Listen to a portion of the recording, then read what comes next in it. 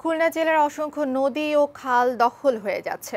খরার কারণে শুকিয়ে গেলে বা পলি জমে ভরাট হয়ে গেলে জলাশয়ের জায়গা দখল করে নেয় ভূমিদস্যুরা। এর ফলে ক্ষতিগ্রস্ত হচ্ছে প্রাকৃতিক ভারসাম্য, জীবিকা হারাতে বসেছেন জেলে ও জলাশয় নির্ভর অন্য পেশাজীবীরা। খুলনা প্রতিনিধি শেখ হেদায়েতুল্লাহর পাঠানোর প্রতিবেদন জানাচ্ছেন সুমাইয়া হক।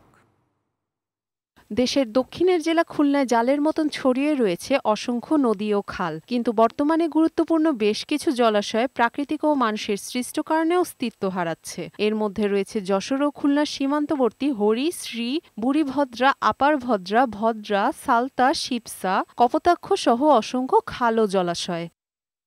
খরার কারণে শুকিয়ে যাচ্ছে জলাশয়, আবার পলিমাটি জমেও ভরাট হয়ে যাচ্ছে। আর এই সুযোগে জলাশয়ের জায়গা দখল করে নিচ্ছে স্থানীয় প্রভাবশালীরা। ভূমিদস্যুদের দাপটে জীবিকা হারাতে বসেছে জেলেরা। এর অবসান চান স্থানীয়রা। এগুলো যদি এভাবেই যদি যত্রতত্র খাল নদী দখল হয়ে যায়, বন্ধ হয়ে একসময় জলাবদ্ধতার সৃষ্টি হবে।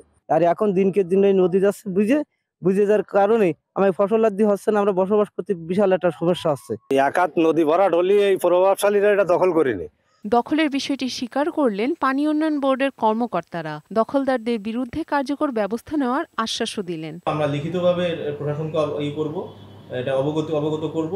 প্রশাসন এটা আমাদের সহ প্রশাসন এটা এই ভূমি দখলদের উচ্ছেদে সহযোগিতা করবে বলে আমার বিশ্বাস। ভরাট হওয়া নদী ও খাল চিহ্নিত করে সেগুলো খননের ব্যবস্থা নেওয়া হচ্ছে বলে জানালেন ভূমিমন্ত্রী ও স্থানীয় সংসদ সদস্য। আমরা খুব শর্ট টাইমের ভিতরে নির্দেশ দেব, দিয়ে যে খাস জমি যেটা টোটাল রাষ্ট্রের বা সরকারের নিয়ন্ত্রণে থাকবে এবং সেগুলি খাল হিসেবেই আমরা ব্যবহার করব। ডেস্ক রিপোর্ট, বৈশাখী সংবাদ।